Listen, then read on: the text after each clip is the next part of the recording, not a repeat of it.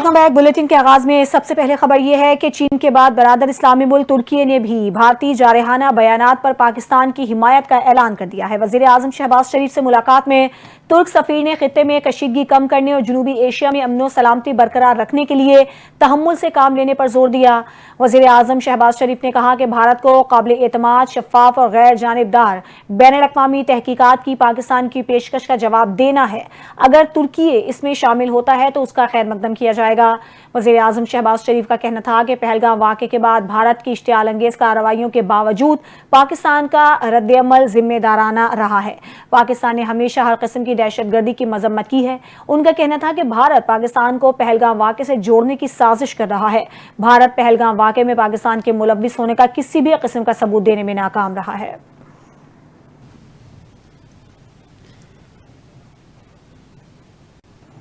وزیر خارجہ اسحاق ڈار نے یونان اور سوئٹزرلینڈ کے وزرائے خارجہ سے ٹیلی فونک رابطہ کیا ہے۔ اسحاق ڈار نے گفتگو کے دوران پاکستان کے خلاف بھارت کے بے بنیاد الزامات اور یک طرفہ غیر قانونی اقدامات سے آگاہ کیا۔ انہوں نے کہا کہ بھارتی اقدامات سے نہ صرف خطے کے امن اور سلامتی کو خطرہ ہے بلکہ عالمی قوانین کی بھی سنگین خلاف ورزی کی جا رہی ہے۔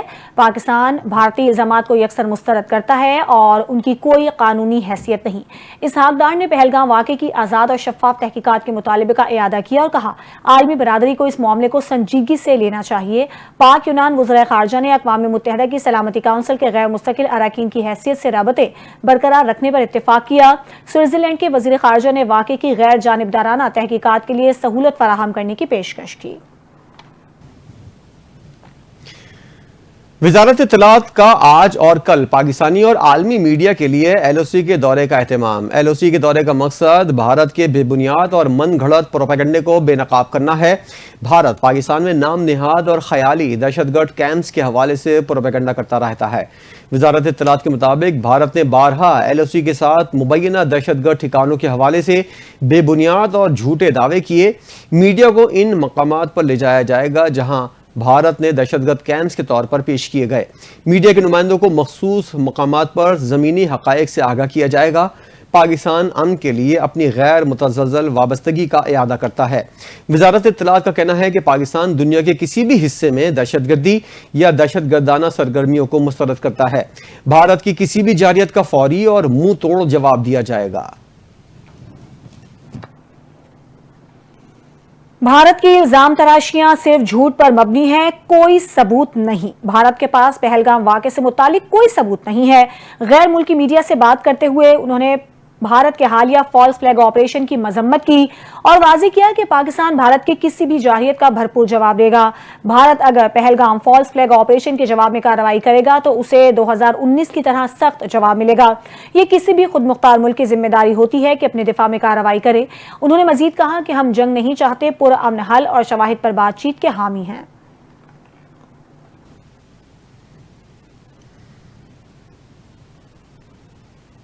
بھارت نے حملہ کیا تو دو ایٹمی طاقتوں کے درمیان جنگ خطرناک صورتحال اختیار کر سکتی ہے۔ پاکستانی سفیر رضوان سعید نے امریکی ٹی وی کو انٹرویو دیتے ہوئے کہا کہ پہلگام حملے کے بعد پاک بھارت سرحدوں پر فائرنگ کا تبادلہ ہوا۔ بھارتی حکومت اور میڈیا پر اس وقت جنگی جنون سوار ہے۔ بھارت کو پہلگام حملے کی غیر جانبدار اور شفاف تحقیقات کی پیشکش کی ہے۔ صدر ٹرمپ مسئلہ کشمیر کو حل کرانے کے لیے اقدامات کریں۔ مسئلہ کشمیر دونوں ممالک کے درمیان نیوکلیئر فلیش پوائنٹ ہے۔ انہوں نے کہا کہ بھارت جموں و کشمیر میں اپنی انتظامی کوتاہیوں کو دور کرنے کے بجائے سرحدوں سے باہر کیوں دیکھ رہا ہے۔ پاکستان بھارت کی جانب سے پانی بند کرنے کو جنگی اقدام تصور کرے گا۔ رضوان سعید شیخ نے کہا کہ ہم خطے میں عدم استحکام کے متحمل نہیں ہو سکتے۔ ہم ایک پرامن پڑوس چاہتے ہیں۔ ہماری امن کی خواہش کو کمزوری نہ سمجھا جائے۔ Pahalgam false flag operation. Pakistani Hindu برادری نے حالیہ پاک بھارت کشیدگی میں پاکستان کی مکمل تائید کا اعلان کر دیا۔ چیئرمین آل پاکستان ہندو رائٹس موومنٹ ہارون سراب دیال نے کہا ہندوستان ہمیشہ فالس فلیگ کے ذریعے ایک ڈرامہ رچاتا ہے۔ ہم ریاست پاکستان کے اداروں کے ساتھ سیسا پلائی کی طرح کھڑے رہیں گے۔ چیئرمین امن کمیٹی مینورٹی ونگ کشور سونی نے کہا کہ ہندوستان کو ہوش کے ناخن لینے چاہیے۔ ہماری فوج اتنی کمزور نہیں کہ منہ توڑ جواب نہ دے سکے۔ پاکستان کے ہندو پاکستان اور پاک فوج کے ساتھ ہیں۔ سماجی کارکن راجیو ٹھاکر نے کہا کہ ہم پاکستانی امن اور بھائی چارے کا پیغام دیتے ہیں۔ ہم نہ ہی جنگوں سے ڈرتے ہیں اور نہ ہی لڑنے سے۔ سدم چند نے کہا کہ پاکستان کی خاطر اپنے بچے بھی قربان کر دیں گے، جبکہ مہندرا کمار کا کہنا تھا کہ ناکامی پر صرف بھڑکے مار رہے ہیں، ہم جنگ میں اپنی فوج کے شانہ بشانہ کھڑے ہیں۔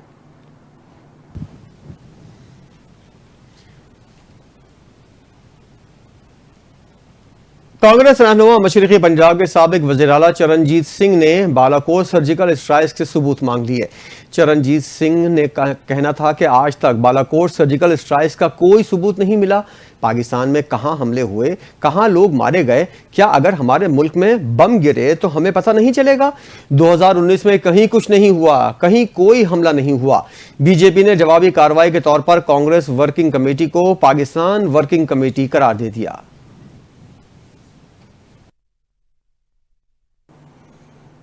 پانی پاکستان کی لائف لائن ہے، روکنے کی کوشش کی گئی تو بھارت اور پاکستان کی کھلی جنگ ہوگی۔ پہلگام فالس فلیگ آپریشن کے بعد پانی پر بھارتی پروپیگنڈا پھر بے نقاب ہو گیا۔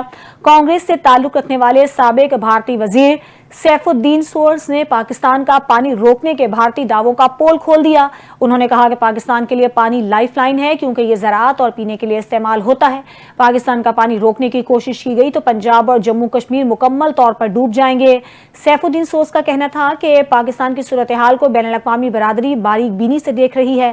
پاکستان کا موقف واضح ہے کہ وہ پہلگام حملے میں ملوث نہیں ہے، جو کہ مودی سرکار کی سازش ہے۔ بھارتی فوج نے غیر قانونی اور جبری طور پر حراست میں رکھے گئے پاکستانیوں کو فیک انکاؤنٹر میں استعمال کرنے کا منصوبہ بنا لیا ہے۔ سیکیورٹی ذرائع کے مطابق 56 پاکستانی بھارتی خفیہ ایجنسیوں کی غیر قانونی حراست میں ہیں۔ بھارتی فوج کی جانب سے مقبوضہ کشمیر کے مختلف علاقوں میں پاکستانیوں کو فیک انکاؤنٹر میں مارنے کا منصوبہ بنایا گیا ہے۔ مختلف جیلوں میں قید افراد کو مارنے کے بعد پاکستان کی طرف سے سرحد پار دہشت گرد قرار دیا جائے گا۔ بھارتی میڈیا کو ان افراد کی لاشیں اور پلانٹڈ ہتھیار اور دیگر ویڈیوز اور تصویر شیئر کی جائیں گی۔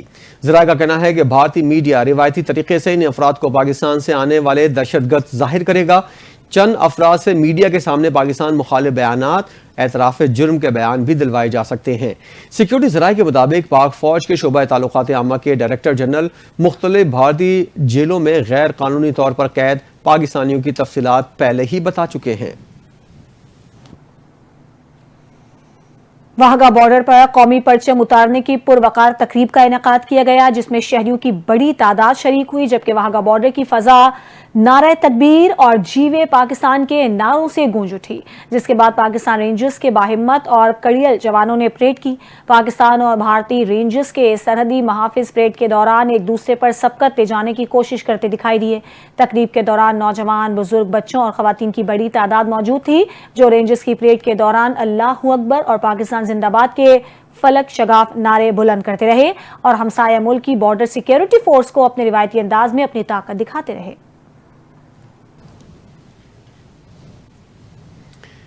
اور اب خبر یہ ہے کہ خیبر پختونخوا میں سیکیورٹی فورسز نے دہشت گردوں کے خلاف 3 مختلف آپریشنز کیے، 5 دہشت گرد ہلاک اور 2 کو گرفتار کر لیا گیا۔ آئی ایس پی آر کے مطابق پہلا آپریشن ضلع باجوڑ میں کیا گیا، جہاں خفیہ اطلاع پر دہشت گردوں کے خلاف کارروائی کی گئی۔ فائرنگ کے تبادلے کے بعد انتہائی مطلوب دہشت گرد فرید اللہ سمیت 3 خارجی مارے گئے۔ دوسری کارروائی شمالی وزیرستان کے علاقے دوسالی میں کی گئی، مزید 2 خارجیوں کو فائرنگ کے تبادلے میں ہلاک کیا گیا۔ تیسرا کامیاب آپریشن ضلع محمد میں ہوا، جہاں 2 دہشت گردوں لال امیر عرف ابراہیم کو زندہ گرفتار کیا گیا۔ گرفتار دہشت گردوں کے قبضے سے بھاری مقدار میں اسلحہ، گولہ بارود اور دھماکہ خیز مواد برآمد ہوا۔ آئی ایس پی آر کے مطابق علاقے میں مزید دہشت گردوں کی موجودگی کی وجہ سے کلیئرنس آپریشن جاری ہے۔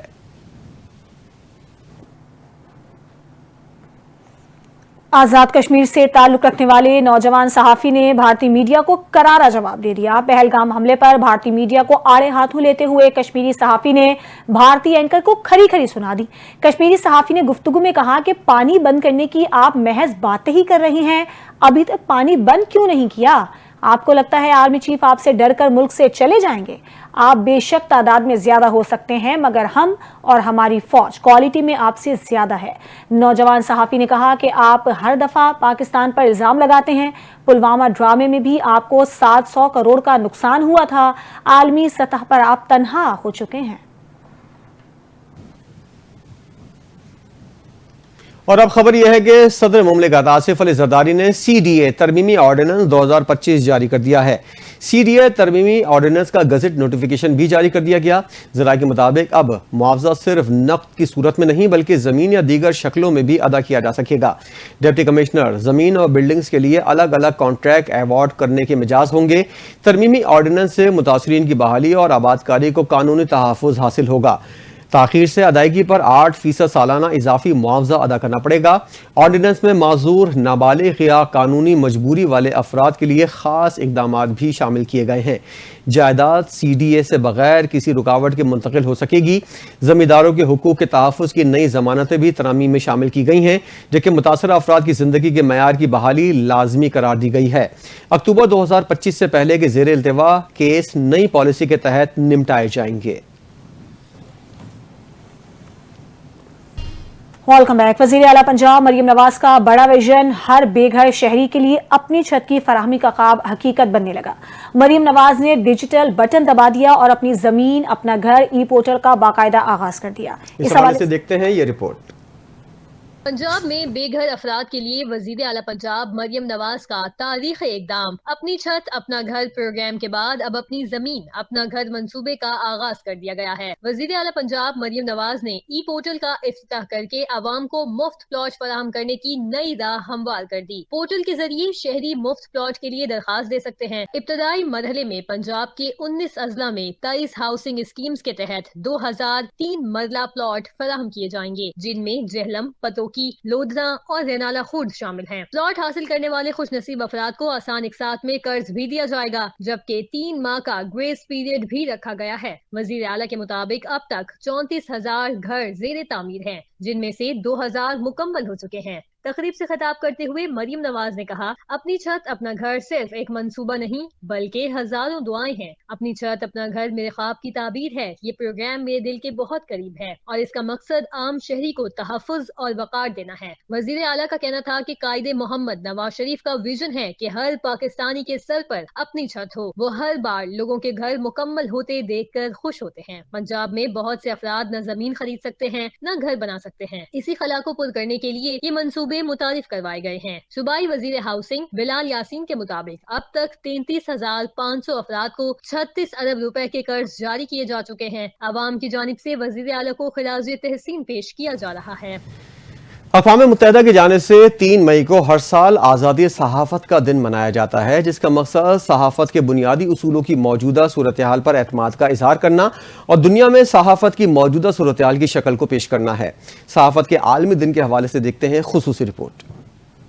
اقوام متحدہ کے زیر اہتمام آزادی صحافت کا عالمی دن پوری دنیا میں منایا جا رہا ہے۔ اس دن کو منانے کا بنیادی مقصد صحافت کے بنیادی اصولوں کے بارے میں شعور اجاگر کرنا، پیشہ ورانہ فرائض کی ادائیگی کے دوران صحافیوں اور صحافتی اداروں کو درپیش مشکلات، مسائل، دھمکی آمیز رویوں اور زندگیوں کو لاحق خطرات سے متعلق آگاہ کرنا ہے۔ آزادی صحافت کا عالمی دن 1993 میں اقوام متحدہ کی جنرل اسمبلی نے 1991 میں یونیسکو جنرل کانفرنس کی سفارش کے بعد منایا تھا۔ یہ پہلی بار 1994 میں منایا گیا تھا۔ اس دن کے منانے کا مقصد آزادی صحافت کی اہمیت کے حوالے سے شعور اجاگر کرنا اور انہیں خراج عقیدت پیش کرنا ہے۔ اس دن کی مناسبت سے پاکستان سمیت دنیا بھر میں مختلف پروگرامز کا انعقاد کیا جاتا ہے۔ پاکستان میں صحافت کو ریاست کا چوتھا ستون تسلیم کیا جاتا ہے۔ صحافی معاشرے کا آئینہ دار ہوتا ہے جو موسم کی سختیوں اور اپنی سماجی زندگی کو پس پش ڈالتے ہوئے ہر مظلوم کی آواز بنتا ہے۔ صحافت کے تحفظ اور ترقی کے لیے ہر ممکن اقدامات کرنا حکومت اور معاشرے کی ذمہ داری ہے تاکہ صحافت کو مضبوط تحفظ حاصل ہو۔ پاکستان کا آئین اظہار رائے کی آزادی کی ضمانت فراہم کرتا ہے اور اس بات کی کوشش کرتا ہے کہ میڈیا کو جھوٹ، فیک نیوز، پروپیگنڈے،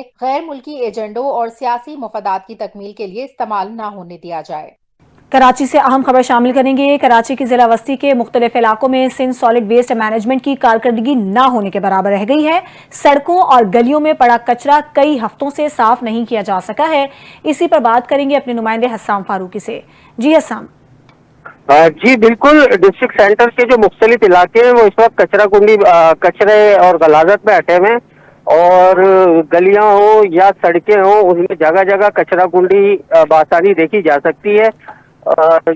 یہ کچرا ہٹانے کا جو کام ہے وہ سندھ سالڈ ویسٹ مینجمنٹ کا ہے، لیکن وہ اپنے کام میں جو ہے وہ مکمل طور پہ ناکام دکھائی دیتے ہیں، جبکہ انہوں نے جو ڈسٹرکٹ سینٹر کے مختلف علاقے جو نجی افراد کو ٹھیکے پہ دیے ہوئے ہیں وہ بھی دستاویزات میں تو خانہ پوری کرتے ہوئے نظر آتے ہیں کہ کام ہو رہا ہے، لیکن حقائق اس کے بالکل برعکس ہیں۔ ذرائع کا یہ بتانا ہے کہ جو پیٹرول ہے گاڑیوں کا اور جو لیبر ہے اس کی مد میں بھی روزانہ لاکھوں روپے کا جو ہے سندھ سالڈ ویسٹ مینجمنٹ کو چونا لگایا جا رہا ہے اور سب بہتر ہونے کی خبر دی جا رہی ہے، لیکن اس وقت ضلع وسطی کے جو مختلف علاقے ہیں ان میں جگہ جگہ کچرے کے انبار موجود ہیں۔ جی حسام فاروقی، آپ کا شکریہ۔ اسی کے ساتھ بلیٹن سے فی الحال اتنا ہی۔ مزید خبروں اور اپڈیٹس کے لیے آپ دیکھتے رہیے NTN نیوز۔